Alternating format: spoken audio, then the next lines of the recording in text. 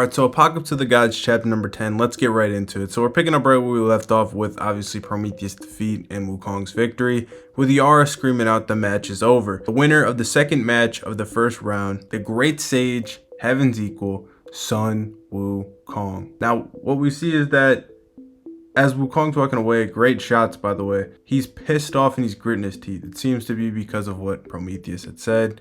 What reason do I need to fight for my friends? His unwavering resolve toward helping humans, etc. We then see Wukong's two buddies say, "That's big bro for you. Just killing time," and then you finish him off like that. But Wukong doesn't acknowledge them and just walks right past them. The other one's like, "Big bro?"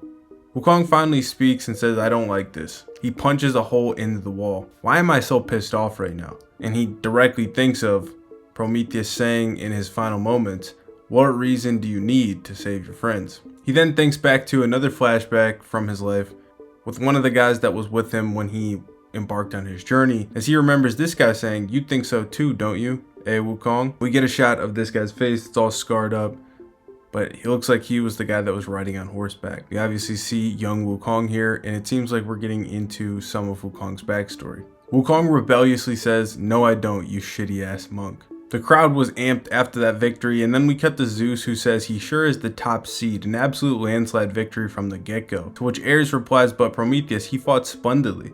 Had his opponent been anyone else, even I don't know what the outcome would have been." Hermes says, "Well then, with this, at the very least, as Lord Prometheus can't win anymore, we no longer have to worry about Ragnarok being stopped, more or less." Zeus says, I suppose that of all the gods in Apocalypse, the only wild card who wanted to save humanity was Prometheus after all. So this kind of goes in line with like my theory initially, that was Zeus put Prometheus against Wukong because he knew he would lose, because he knew he was the top seed going in. And it actually kind of looks like that could be the case, no confirmation or whatever, but that's just kind of like what I think. Ares says, "But Dad, the great sage, at one time, he fought for humanity's salvation. He stayed on his grueling travels until the bitter end. So shouldn't he be considered on humanity's side?" And Zeus laughs and says, "See that? You see that journey to the west?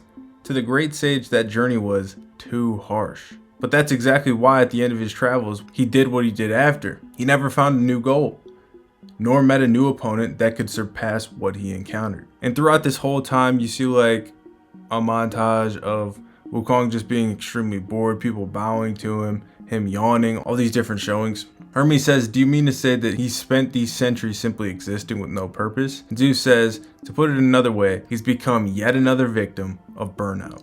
Ares replies, "And with that incredible strength too, it's pitiful." Now this part's actually interesting because it foreshadows that Ahura Mazda and Suzaku actually have big goals and reasons for why they're fighting in the tournament. So it's going to be interesting to find out what those are. If you guys got some thoughts on it, let me know in the comments. Unlike the other participants, with their lofty goals and ambitions, he doesn't yearn for anything at all. So I like this. It deviated from my thoughts. I thought maybe Buddha mellowed him out. That doesn't seem like it's going to be the case. Doesn't look like they're going to be incorporating Buddha into this story. But he just simply is truly bored. He got burned out from beating everybody, and nothing could match the excitement from his journey. In the end, he became nothing but a lower class god with nothing but strength. We now cut back to Buddha's friends.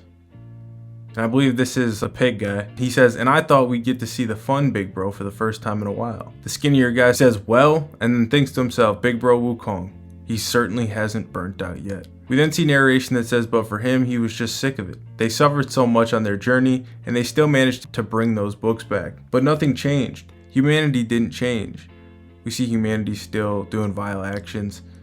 Wukong's now alone thinking to himself, "Someday, the day will come where you too will understand." He's thinking back to what his friend and mentor that we saw earlier would tell him when he was alive. It seems like this guy's no longer alive. And we now see a direct flashback of their interaction where the guy says, "I won't give up, Wukong," as he is basically transcribing all the books and translating all the books that Wukong and his friends brought back. The historical figure Zun Zhang, also known as Sanzang Fashi, that's the guy here, brought back countless holy books from India to China. They say that he gave his everything to those translations until the very end. You see all these scrolls, this room filled with translations of these books. Wukong said to him, "Every day with that bullshit, what are you even doing with all that?" Sanzang laughs and says, "There you go again. You see, humanity can't change that quickly. Even I can understand that. After all, these sutras, they represent just one of many methods. However, even supposing that we are unable to save them, as long as they keep living, then humanity will inherit our wills and our dreams. In which case, our travels and our legend weren't worthless at all. Now, when we see this guy has aged a ton. He's now a super old man. It looks like the translations that he gave his all to really took a toll on his body. I mean, he could have just aged, but I don't know, because obviously the other people that were involved in the journey are still around. So Wukong and his other two friends seem to have become gods. I don't know why this guy didn't. I don't really know anything about Sanzeng. I know I got some people that got the knowledge, know all the lore to this, so I'm sure they'll type it out in the comments. This guy had a profound effect on Wukong, but Wukong never understood it till now. Wukong is still thinking about this now back in present day, and he thinks back to Sanzeng saying, Wukong, someday that day will come where you two will understand. And Wukong still is saying that he doesn't understand any of it, but then he starts sprinting and says, you shithead, you were always going on and on so selfishly. Someday. When? You shitty ass monk. Now, way back when, all he wanted to do was let loose and fight. Talking about Wukong here. It's just that back then, that time wasn't so bad. And basically what you see is that Wukong, during his journey, yeah, it was very hard. Yeah, it was harsh. But when he was with his friends and just cutting loose and having fun, he was enjoying himself. He was reminiscing on these times that were good with his buddies. And at this moment, Wukong thinks, I was fighting for the sake of something. He had something to fight for. He had his friends. He was fighting for them. He's fighting for all these people he was protecting. He goes back to his initial two friends. They say, big bro. Wukong is now smiling. He enters the arena once more. He says to them, it wasn't all so bad. And then Yara, she's talking, giving her spiel about how they're going to have to go on break for the next round.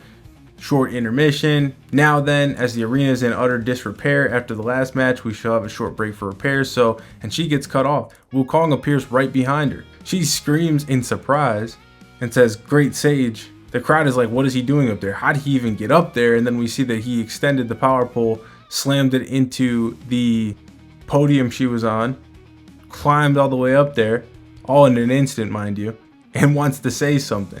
Hermes says he used the Ryu Bang as a bridge. Zeus is now sweating. He says, that man, what the hell is he doing here? Wukong looks down at Yara and says, oi woman, give me that. He takes her horn. He says, can you hear me, shitty ass old man, talking to Zeus personally.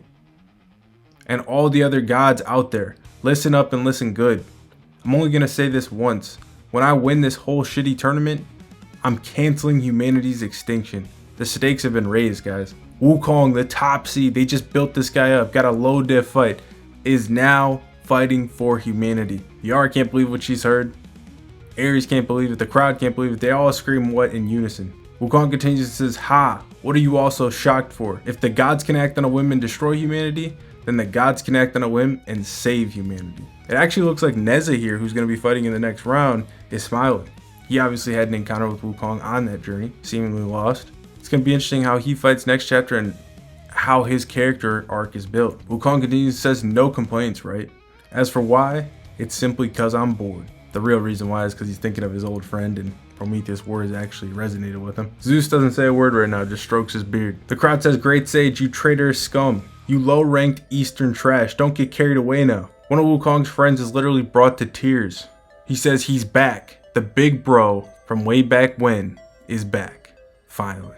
Members of the crowd are saying, have you lost your mind, Wukong? And here I thought you'd learn to behave, but just like those damn humans, you want to make an enemy of the entirety of Valhalla. Wukong's other friend is now brought to tears. He laughs at this comment. He says, haha, don't be stupid. For big bro Wukong, that's just par for the course. He's now getting booed. They're raining boos down on him in the arena, but Wukong is reveling in this moment. He says, I'm feeling nice and refreshed. He thinks to himself, just what was that? Narration says, sitting in a rut like that all that time, that wasn't like him. Wukong, as he walks back to his friends, continues his thought when he was saying, just what was that? That really pissed me off. He's trying to figure out why he feels so refreshed right now, why he feels so motivated right now. Narration says he is just himself. He does what he wants when he wants. Motivated Wukong is insane. All I'm thinking of while I was reading this was the motivated McGregor meme. If you're an MMA fan, it's like, dude, this guy was already a fucking monster. Now he's actually resolute in fighting for something. He wants to fight for humanity. He's got his swagger back. This is gonna be crazy. We then see him say, "Don't you think the same?" seemingly to Prometheus, whether aloud or in his head. He seems to look back toward the arena, but it's clear he's talking about Prometheus because it cuts to Prometheus and Hercules watching on the big screen. Hercules is elated, and it looks as if Prometheus, who is now getting medical attention in the facility, fully bandaged up, heard Wukong's words. Whether he's conscious or not, we don't know, but there is a small smile on his face that tells us he would be proud of what Wukong is doing. But that's not the big reveal we get at the end of the chapter. The big reveal we get at the end of the chapter, and the cliffhanger here, is the reveal of Belial, the demon god. He's watching Wukong make this proclamation, and he says, "Great sage equal to heaven, huh?" Nice. Real nice. So nice. That's the real case for a god. It's not all about strength. More than anyone, more than anything, you need to have freedom. As we get the full-scale reveal of Belial, the untouchable, outer god, the demon god that should never be crossed, is the narration at the end of the chapter. Guy looks like one of the Kirk clan. I mentioned this before. I've also seen people saying he looks like some Berserk characters. I could definitely see that. This guy's going to be a monster. He's not going to fight for a long time. He's on the second half of the bracket. He's going to be fighting another demon in Leviathan, assuming that they're going with the demon iteration of Leviathan. But this dude looks like a problem, man, and he's watching this. Wukong made his proclamation, but we know Wukong can't win this tournament now, because we know that humanity's extinction, the plot for it, is going forward. So we know Wukong either has to lose at some point to somebody or change his mind, which would kind of, take away from his character arc. So we'll have to see. I'm interested in what you guys think about all this. It was a character building chapter for Wukong, so hopefully you guys enjoyed it, and I'll catch you guys in the next one. Peace.